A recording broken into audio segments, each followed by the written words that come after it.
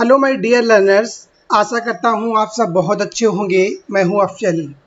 आपके YouTube channel management study मंत्रा में आपका बहुत बहुत स्वागत है। दोस्तों, आज हम इस वीडियो में डिस्कस करेंगे इंटरपर्सनल बिहेवियर का बहुत इंपॉर्टेंट टॉपिक है, life script and life positions की। बेसिकली लाइफ की स्क्रिप्ट क्या होती है और जो लाइफ में पोजीशंस होती हैं उनका क्या इंपॉर्टेंस है, राइट, उनको हम डिस्कस करेंगे। तो ये जो दोनों कंसेप्ट हैं इंटरपर्सनल बिहेवियर के अंदर आते हैं, राइट, क्योंकि लगातार हम इंटरपर्सनल बिहेवियर को जो इंपॉर्टेंट कंसेप्ट है उनकी स्टडी कर रहे हैं।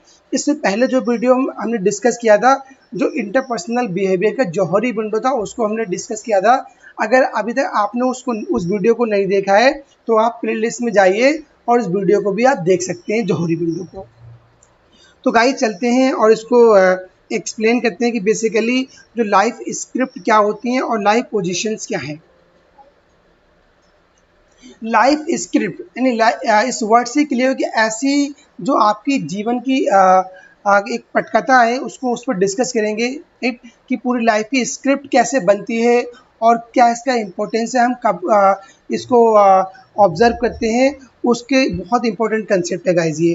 तो according to the cognitive psychology, जो कॉग्निटिव साइकोलॉजी के according, each of us has a life script और schema whether we are aware of it और नॉट। यानी जो कॉग्निटिव साइकोलॉजी के अकॉर्डिंग हर एक पर्सन अपने अंदर लाइफ स्क्रिप्ट जो होती है उसके अंदर होती है और उससे वो अवेयर चाहे हो या ना हो, पर हर एक पर्सन के लाइफ में लाइफ स्क्रिप्ट जरूर होती है, पर वो एक विजिबल नहीं है, अनविजिबल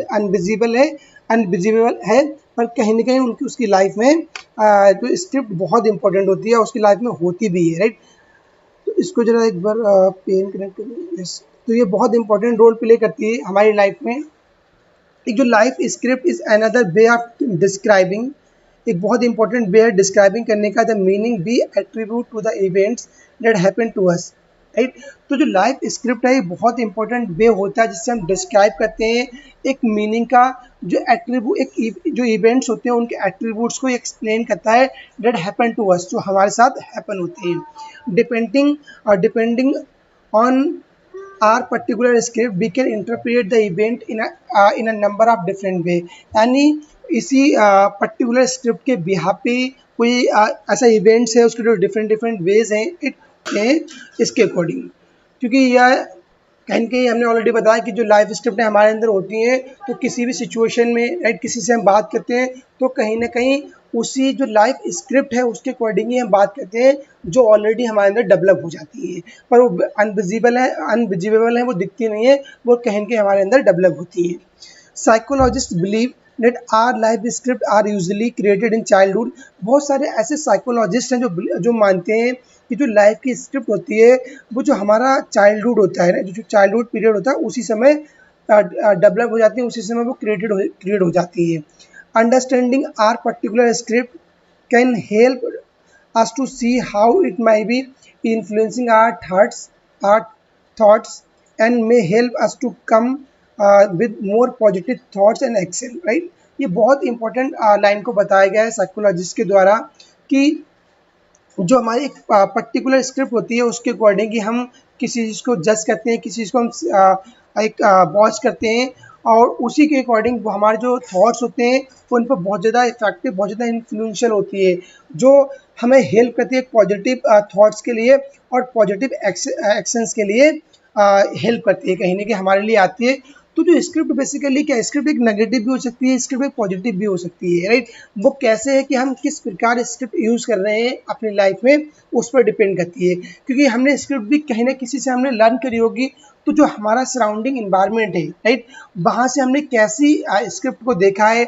अगर हमारे सराउंडिंग में जो हमारे पेरेंट्स हैं, जो काफ़ी एक्सपीरियंस पर्सन हमारे सराउंडिंग में, उन जो हमारे रोल मॉडल हैं उनको हम देख रहे हैं, वो ही हम अपनी लाइफ में स्क्रिप्ट बना रहे हैं, तो उसके अकॉर्डिंग हम पॉजिटिव थॉट्स या एक्शंस हम प्रोड्यूस करते हैं। अगर हमारे सराउंडिंग है एक जो ऐसे लोग हैं जिनके अच्छे थॉट्स नहीं हैं, अच्छे उनके अंदर व्यूज़ वगैरह नहीं, अच्छे ओपिनियंस नहीं देते हैं, तो उस कंडीशन में क्या होता है, हम उन्हीं चीज़ों को लर्न करते हैं अपने चाइल्डहुड सिचुएशन में।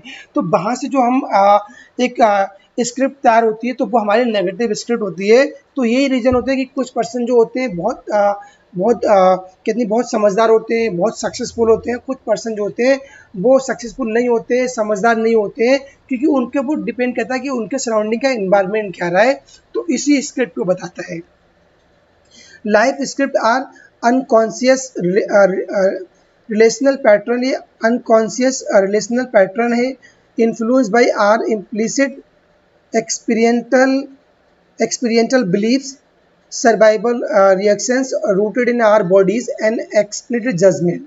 यानी जो ऐसा ही अनकॉन्शियस रिलेशनल पैटर्न है जो इन्फ्लुएंस होता है हमारी जो इम्प्लिसिट जजमेंट बिलीव्स हैं जो हम मानते हैं अंदर के थ्रू, या सर्वाइवल रिएक्शंस कहते हैं जो हमारी बॉडी के, या जो बाहर का हमारा जजमेंट कैसा, जो हमारा एक्सप्लिसिट जजमेंट कैसा है उसके अकॉर्डिंग हमारी लाइफ स्क्रिप्ट है वो तैयार होती है। स्क्रिप्ट दिस स्क्रिप्ट यूजली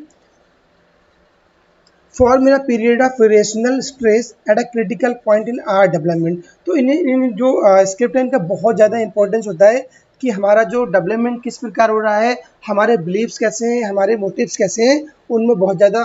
तो आप इसको इसका एग्जांपल ले सकते हो कि आपने देखी मूवीज़, आप देखी राइट, जो एक्टर होते हैं राइट, वो पूरी जो एक रोल प्ले करते हैं किसके अंदर करते हैं, जो उनको एक गिवन स्क्रिप्ट होती है उसके अकॉर्डिंग वो पूरा रोल प्ले करते हैं। ऐसा नहीं कि एक एक्टर जो है डायरेक्टर ने एक उसको स्क्रिप्ट दे दी कि भाई आपको ये रोल परफॉर्म करना है राइट, और आपको इसी स्क्रिप्ट के अकॉर्डिंग आपको वर्क करना है। अब ऐसा नहीं कि एक्टर आके कोई जो स्क्रिप्ट ने नहीं लिखा हुआ है राइट, तो उसके अकॉर्डिंग परफॉर्म नहीं कर सकता है ना, क्योंकि पूरी जो एक एक्शन से वो खराब हो जाएंगे। तो जो एक्टर होता है राइट, तो वो पूरी स्क्रिप्ट उसको दी जाती है, उसी अकॉर्डिंग वो वर्क करता है। तो सेम हमारी लाइफ में होती है कि जो हमारी लाइफ की स्क्रिप्ट है उसी के अकॉर्डिंग हम चलते हैं, उसी के अकॉर्डिंग हम बिलीव करते हैं। तो इसी स्क्रिप्ट का बहुत ज़्यादा इंपॉर्टेंस है इंटरपर्सनल बिहेवियर के लिए। जब कभी हम इंटरपर्सनल बिहेवियर करते हैं तो वहाँ पर लाइफ स्क्रिप्ट का बहुत ज़्यादा इंपॉर्टेंस होता है। अब जो इंटरपर्सनल बिहेवियर का जो नेक्स्ट इंपॉर्टेंट टॉपिक है, लाइफ पोजीशंस क्या होती है, क्योंकि लाइफ में बहुत सारी पोजीशंस होती हैं, तो उन्हीं पोजीशंस को हम डिस्कस करेंगे जो बेसिकली इंटरपर्सनल बिहेवियर के अंदर आती हैं। अब कौन कौन सी पोजीशंस हैं उनको देखते हैं राइट। ये theory that arose from life, जो ये थ्योरी है वो किससे एरोज होती है, जो लाइफ की स्क्रिप्ट है। In the notion of 4 dimension 4 life positions, basically 4 जो है वो लाइफ पोजीशंस हैं जो दी गई हैं, एरिक बर्ने ने दी थी 1962 में। अब कौन कौन सी है, I am not okay you are okay, ये पहली लाइन बहुत इंपॉर्टेंट आपको याद रखना है, I am not okay you are okay. Second जो आती है, I am not okay you are not okay right, यानी ये कंडीशन कैसे होती है, I am not okay you are not okay, lose to lose situation हो जाती है। I am okay you are not okay right, ये कौन सिचुएशन होगी, ये हमारी विन टू लूज सिचुएशन हो जाएगी। I am okay you are okay, ये हमारी सिचुएशन कहलाएगी, ये विन विन सिचुएशन कहलाएगी। जो लास्ट वाला जो पहला वाला था, I am not okay you are not okay, तो ये जो सिचुएशन होगी बेसिकली ये लूज और विन की सिचुएशन हो जाएगी।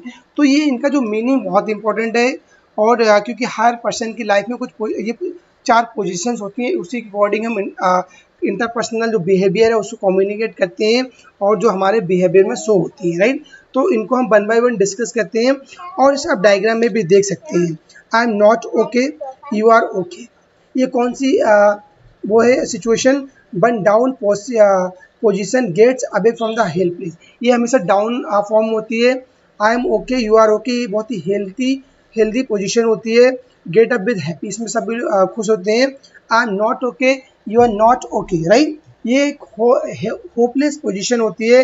Gate no here with helpless, यानी यहाँ पे कुछ भी नहीं है, ऐसा मानते हैं कि अब तो कुछ ज़िंदगी का कोई मकसद ही नहीं, ज़िंदगी का कोई मीनिंग ही नहीं है, उनको कोई ज़िंदगी से प्यार नहीं है right. I am okay you are not okay, इसमें क्या होता है, इसमें कुछ एक एटीट्यूड डेवलप होता है कि मैं ही इस काम कर सकता हूँ और जो दूसरे लोग हैं वो उसको नहीं कर सकते हैं।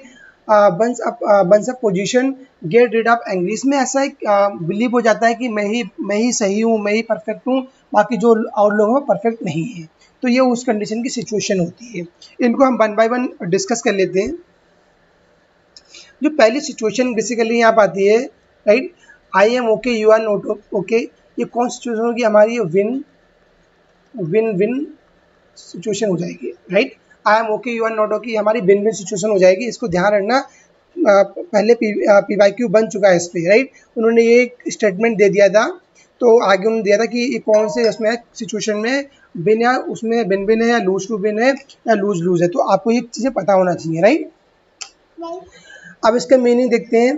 The I am okay, you are okay person gets on with others and may be describe as confident, contented with their works, home, life as whole, mutually respecting other thoughts and opinion, even they disagree with them. तो basically ये ऐसी situation होती है कि यहाँ पे सब कुछ सही है, बहुत ही हेल्दी पोजीशन है, राइट, कि मैं भी ठीक हूँ, मेरे भी थॉट्स बढ़िया हैं, ठीक है, और जो दूसरे पर्सन है उनको भी हम प्रॉपर रिस्पेक्ट करें, उनके भी थॉट्स बहुत अच्छे हैं, उनके हम ओपिनियन को हम उनका रिस्पेक्ट कर रहे हैं और हम म्यूचुअल अंडरस्टैंडिंग कर रहे हैं उनके जो थॉट्स हैं, जो ओपिनियन है, क्योंकि हम ऐसा मानते हैं कि सब कुछ बढ़िया है, बहुत हेल्थी पोजीशन है हमारी लाइफ में, हम भी ठीक हैं और दूसरे लोग भी ठीक है। तो ये लाइफ में हमेशा यही एक ऐसी सिचुएशन है जो होना चाहिए, हम इसी को मानना चाहिए कि I am okay and you are okay, यानी मैं भी ठीक हूँ और बाकी लोग हैं वो भी ठीक है। अगर आप इस डिसीजंस को फॉलो करोगे तो डेफिनेटली आपकी लाइफ में बहुत ज़्यादा ग्रोथ होगी। जो सेकंड आता है उसको देखते हैं। Basically I am okay, you are not okay, ये कौन सी सिचुएशन बनेगी? बिन माइनस लूज, राइट, ये बनेगी win minus win lose. I am okay, you are not okay, person has decided on within the second or third year of life. They tend to angry, showing hostility, viewing others as incompetent and not to be trusted from superior position, belating them with the competitiveness without much conscience. They view fault with situation are due to others, not themselves, right? इनका ऐसा मानना होता है कि हम ही ठीक हैं और जो बाकी लोग हैं वो ठीक नहीं है, जो प्रॉब्लम्स है, जो सिचुएशंस में आ रही हैं, राइट, तो उनमें उनके लिए दूसरे रिस्पॉन्सिबल है, हम रिस्पॉन्सिबल नहीं है, यानी हम ही सब काम सही कर सकते हैं, बाकी जो और लोग हैं वो काम परफेक्ट नहीं कर सकते हैं, ना ही वो अच्छे डिसीजन ले सकते हैं, तो इस सिचुएशन में बताया गया है। इसके बाद जो थर्ड आती है, I am not okay but you are okay, ये भी एक इम्पॉर्टेंट सिचुएशन है। ये हमारी होती है लूज बिन, यानी I am not okay but you are okay. इसमें ये बहुत ही डिप्रेस्ड सिचुएशन होती है, अनहैप्पी होती है, इनएडुकेट है, perhaps useless are word that may describe I am not okay you are okay life position. ये बहुत ही अनहैप्पी सिचुएशन होती है, ऐसी पोजीशन होती है या इनएडुकेट पोजीशन होती है, राइट, जो हमारे लिए एक नेगेटिव कह सकते हो। लेक ऑफ सेल्फ बिलीव, यहाँ पर जो सेल्फ आपका जो बिलीव होता है वो उसकी कमी होती है। Often putting themself down by undervaluing their skills और कंट्रीब्यूशन इन द लाइफ, ये ऐसे लोग मानते हैं कि यार मेरे अंदर स्किल्स नहीं है, राइट, मेरे अंदर कैपेबिलिटी नहीं है, मैं कुछ कर ही नहीं सकता हूँ लाइफ में, तो ये इस प्रकार के पर्सन होते हैं जो डिसीजंस लेते हैं। This person is eager and willing to please others is order to gain approval but find difficult to acknowledge such recognition once gained। तो इसमें यही बताया गया कि जो ये मानते हैं कि हम कुछ नहीं कर सकते, हमारे अंदर स्किल्स नहीं है, राइट, और जो दूसरे पर्सन है वो बहुत स्मार्ट है, उनके अंदर बहुत सारी स्किल्स हैं, वो बहुत बेटर है। तो ये एक कह सकते हैं डिप्रेस सिचुएशन होती है, इसमें एक पर्सन डिप्रेस सिचुएशन चला जाता है। जो लास्ट वाली आती है यहाँ पे, इसको देखते हैं बेसिकली क्या है। I am not okay, you are not okay position, ये बहुत ही क्रिटिकल कह सकते हो कि बिल्कुल लूज सिचुएशन होती है, राइट। ये लाइफ में आपको इस पोजीशन को नहीं डिसीजन लेना चाहिए, देखते हो कि ये पोजीशन इतनी बेटर नहीं है, राइट।